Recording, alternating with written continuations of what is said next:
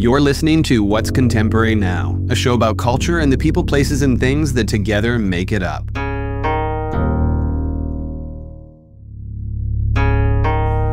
A recurring theme in our conversations around formative periods in life seems to be a certain degree of solitude or even immersion in the world without the contemporary aspect of hyper-connectivity. With the former seeming to forge new pathways and create a sense of imagination that leads to Oscar award-winning careers like that of Shona Heath. Often thought of for the brilliant projects that she's done with photographers like Tim Walker, Shona's long been a celebrated voice in the world of storytelling. Having been blown away by the film Poor Things alongside anyone else who'd seen it, who better to discuss the popular concept of world building with than the incredible world builder herself? This is Shona Heath, and we're talking about what's contemporary now. Shona Heath, you grew up in the English countryside, which to me seems like an ideal environment to embark on such a creative journey. But tell us about your childhood and the things that you consider formative or whatever it was that might have set you on this path. I suppose living in the countryside, you find yourself with a lot more time, especially when I was a child. There was no mobile phones or devices. TV wasn't that interesting. So it was spending a lot of time outside, lying in the grass, on the grass, in the fields, looking at the horizon through flowers and bugs and butterflies. And I think that always sparked my interest with nature and flora and fauna and also scale, because lying in grass, you're seeing horizons through enormous flowers. And if you lose your mind in that world, it can change scale in front of you. And also, I think that my mum, the house and the home that she built around us, we lived in a sort of a very modern sort of 60s house right in the middle of the countryside, which is already a sort of a juxtaposition, but her style is incredibly unique. She's very creative herself and has quite a crazy approach to colour and pattern and never conformed to the norms at the time. So I also grew up with that around me and watching her craft and make and paint and do everything she fancied doing. She is very capable, practical and artistic. For a childhood, I think was the perfect sort of nest for creativity for me. Do you feel like in that way she was the sort of creative influence that led you to believe from such a young age you could do anything you decided to do? Yeah, for sure. I just used to look at her and just expect I should be able to do that as well, because it felt completely normal to watch her work. She still approaches new projects or new things even that she hasn't done with the absolute belief she can do them. So I suppose I mimicked and saw that and also had the added value of watching her do it as well. I think the goal of any parent would be to instill that type of self-belief in their children, right? The idea that there are no limits other than those you place upon yourselves. That's a beautiful anecdote. You actually ended up pursuing fashion and textiles, specializing in print design at the University of Brighton. But besides realizing that print design wasn't aligned with your interest due to its commercial nature, what sort of pivotal moment was it that led you to things like set design and art direction?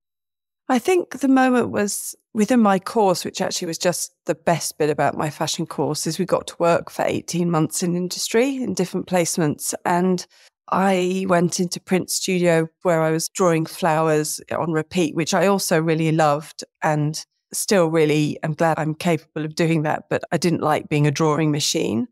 But one of my placements, I worked in a costume design studio, making costumes for pop videos for this sort of creative duo who then started to art direct and then direct their own pop videos. And I absolutely loved working on the costumes and on set during the pop videos. And actually, when I left my course a year and a half later, when I finished, they offered me a job to take over the costume department, which I did. And then I worked there for a year or so, loved it, learned loads of things, made so many mistakes, you wouldn't believe it. But also saw that if the costumes and the world that they were in were going to be any good, you have to treat the two things the same. And that sort of led me to thinking, I'd like to make some sets. And my friend Kathy Edwards at the time worked for Dazed and Confused magazine. And I said, should we do a set? And she was a stylist. And she said, yeah. And I said, I'll make it out of paper.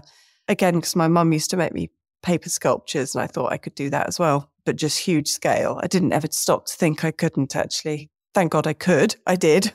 And I made a set with my with myself and a pair of scissors and a knife, and the pictures were good. They were in Days of Confused, and actually my phone number at the bottom, and that spiraled a series of, can you do this for shop windows for Martin Sitbon? Can you do this for photography? Then I met Tim Walker, and then it sort of all snowballed and grew until I did a feature film with Yorgos Lanthimos in the last 4 years, which was a direct result of working with Tim Walker. So it kind of, everything has always followed each other and just tumbled along. In the beginning, I knew your work specifically from what it was that you were doing with Tim Walker, and obviously the entirety of the magical worlds you guys were creating together. I was always curious as to who was the one that loved these oversized props you guys did so often. They were incredible. Was it you? Was it Tim? Was it both? Both. I think Tim and I have quite aligned childhoods, actually. Probably the question you asked me to begin with, you'd get a pretty similar answer from him. He grew up in a countryside and was also sort of looking at scale, and we all have the same childhood TV and illustration references and stories we used to lose ourselves in. So our shared sort of back catalogue is pretty similar. We get excited about the same things. So I think it came from both. Is it true that your creative process actually begins with words? It does now. Mm-hmm. It definitely used to be with a picture. It used to be with the flower fairies or an illustration or a Russian avant-garde poster or something like that would be my starting point. But actually now the world is so saturated with images and I can't even keep track of where the images have come from. I feel a bit less confident to base my ideas on a picture that I think I've seen, because I think it's quite dangerous. Whereas if you sort of make a story up with words or respond to a list of words, you're making your own recipe, I suppose, with different ingredients. And if you start your journey there, it just feels like it's a slightly more original way of starting images. And I enjoy doing it there. And maybe also I used to get given pictures to sort of be inspired by, and now people present such formulated, well-formed PDFs or something as a starting point, which often are overwhelmingly complete. Actually, a word or a script is a really brilliant blank canvas with a sort of a diving board on it. So I'm preferring that way of working for sure. That also reminds us that it boils down to the way we engage something, right? So you're going to get very different results than someone else who might use different wording. And that even comes into play when using things like AI, which is definitely something we wanted to talk about. But jumping into that a little early in the conversation, is that something that you've also started to play with in terms of what word prompts you give for visual generation? I've tried it to see what happens. And actually, the mistakes are somehow as accurate as researching a genre or something. I don't think it's terribly interesting. Mm-hmm. And I think detrimental to the craft and creativity I believe in. So it doesn't interest me, but I know it's there. And I think it's important to keep an eye on how well it does and how well people use them. But I think it's a tool for an artist, and it's dependent on how good that artist is or how authentic that artist is. Very true. And you've mentioned mistakes quite a few times now, and the idea of forging your own path being somewhat superior to that of the school of assisting. And obviously, different people have different opinions on that. But can you expand on your perspective around the idea of it being better to start on your own rather than begin assisting? So it sounds awful. I hope I didn't say that it is a superior way of starting. No, the context was, I believe that you had mentioned there were benefits to forging your own path. Yes. And making mistakes because you're not necessarily having to unlearn something that you might have learned from an incredible artist before that. Yes. I think was what you had said. Yeah. Yes. Actually, you just answered that beautifully. I think that's the reason. And I see it a bit, sometimes people who assist me for possibly too many years, or it's hard if you walk in to somebody doing this at this level Mm-hmm. and see the resources and the trust that people put in you. And I suppose all the practical support and knowledge that you have, it can look like this is how it's meant to happen.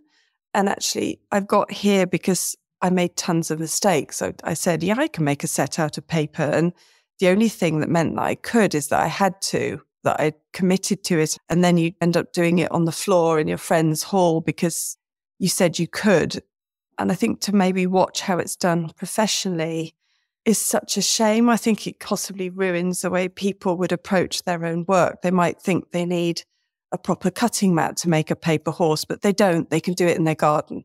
It's obviously easier on the cutting mat, but you also can do it a different way. And I think I sometimes feel a bit like if you see too much done too well in an organized way, maybe you feel like you can't achieve it without all that setup or resources behind you. And you can if you've got the determination. So it's more that.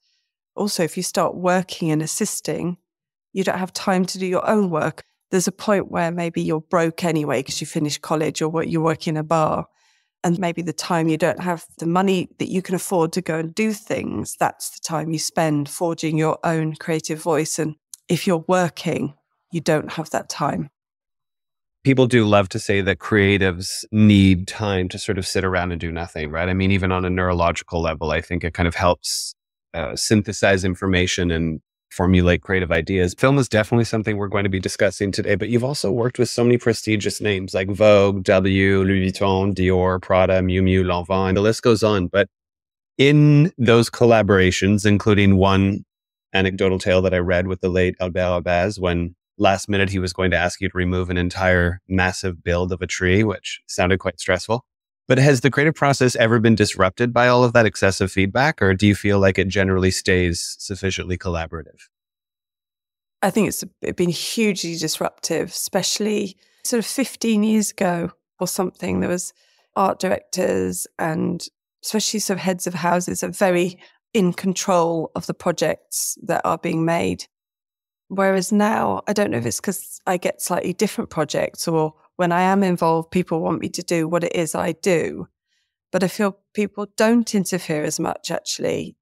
But I also think maybe I've got better at communicating what it is that should be done, whether that's in sketches or collages or computer comps or examples. And I get a bit more trust now. So that excessive input, I feel hasn't happened for a while, or maybe started ignoring it. I don't know. I don't feel it as heavily as I used to.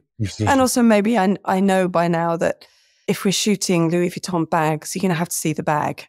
That there are some things that just are a given and you spend years fighting all that stuff. And then you work out how you have to come up with a better idea so that you can see the bag and the creative is good. So it's also down to you as well.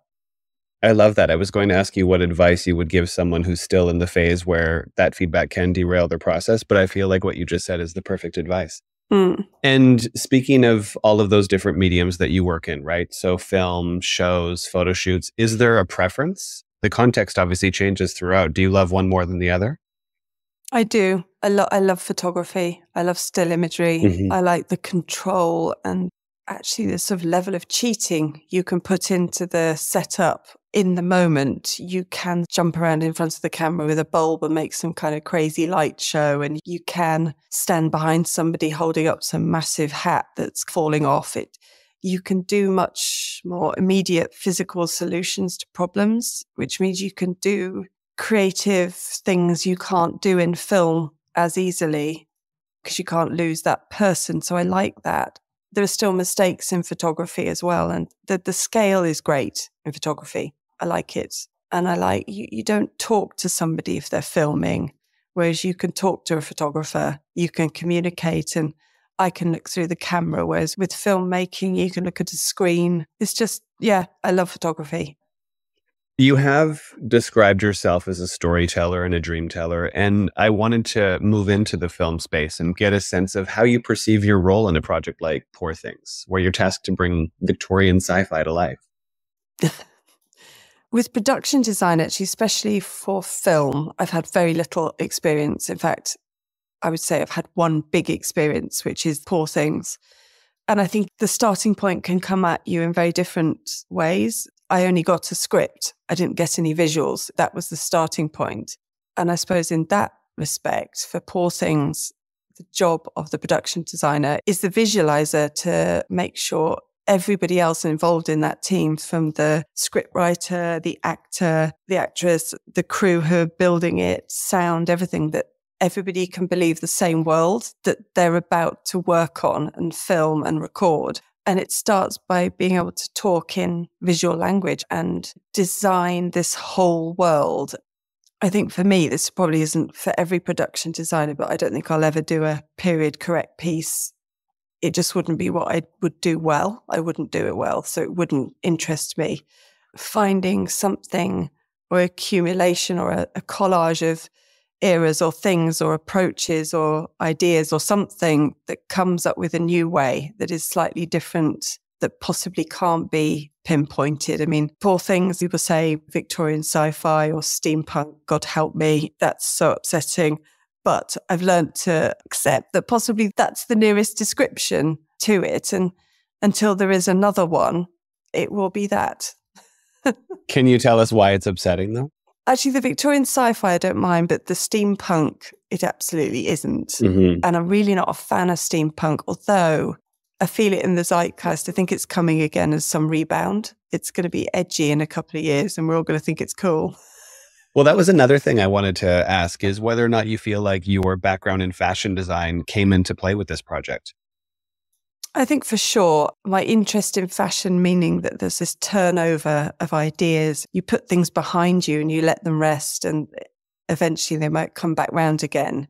And I think that is definitely something I like to put into the set work I do. Not that it's fashionable, that's the wrong word, but that it has some relation to a zeitgeist or a movement in this time. I think people put it into clothes very well. Furniture or interiors are, they're always a tiny bit behind just because of the amount of time they've taken to be made and installed. I like to try and maybe sort of jump ahead enough that by the time the sets are produced and out, that people are ready for them. They find them a bit difficult to accept for the moment, but they're ready to want it. You're talking about the zeitgeist. So for you, what are those points of connection in terms of how you're going beyond whatever instinct is inherent to just a general awareness of what's going on in the populace? I think it's that I can never really quite put a finger on it. Or I think maybe it's the things that you're seeing you react against. Mm-hmm. I think it's more that. If I see another, I don't know, green mushroom, why can't we have pink, I don't know, snow boots, whatever it is. It's that sort of constant wanting to do something new or create something that I haven't seen. It's that keeps you moving. And I think it is the same for fashion designers or people who work in hair or makeup or fashion. It's that feeling and that need to move on. You were referring to the importance of collaboration earlier and have gone on to describe James Price as your partner in crime.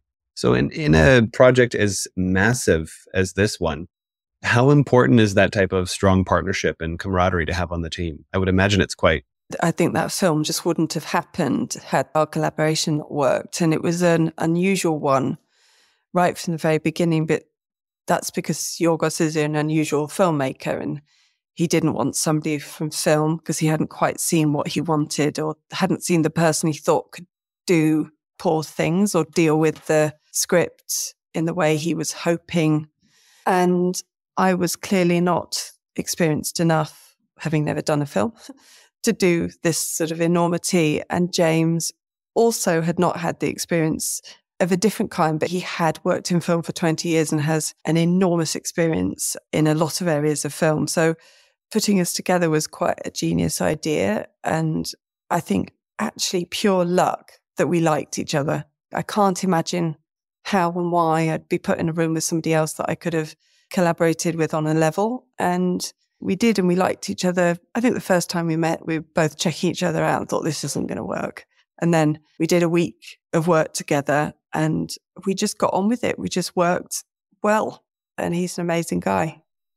Well, we always also talk about the tension between commercialism and creativity, right? Because that's something that every creative has to navigate in terms of the work they do and sustaining success as an industry. In this particular case, how did you navigate those tensions? Or are they actually less present in something like film? Well, I've heard that they are normally present in film from studios or directors. We didn't have it.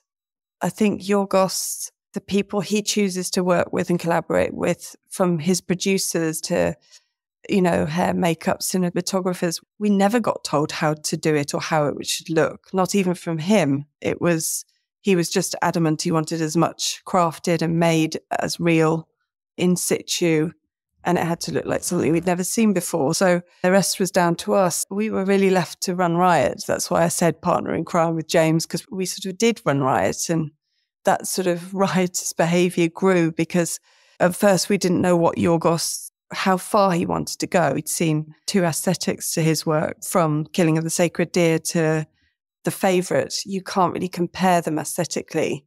In an approach and a sort of an absurdity you can, but not really in the aesthetics. And actually somehow Poor Things ended up being a direct super splice of the 2 sort of worlds, this very dense and detailed world mixed with something else.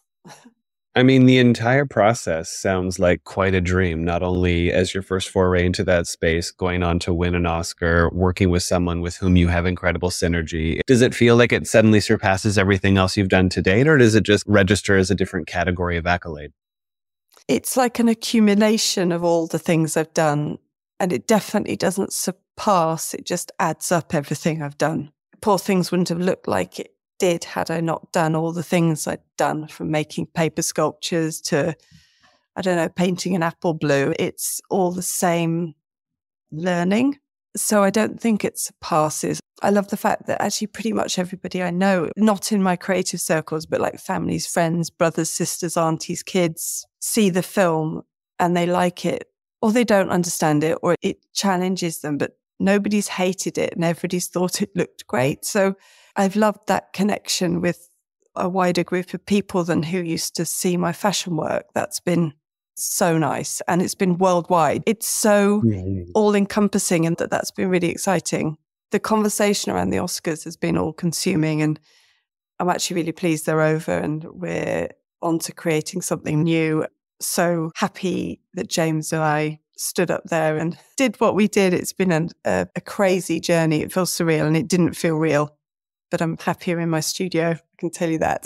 You did mention feeling nervous about the announcement and even thought that Barbie was going to win. So how did you manage your nerves leading up to that? Yeah, I think some sort of outer body stuff happened.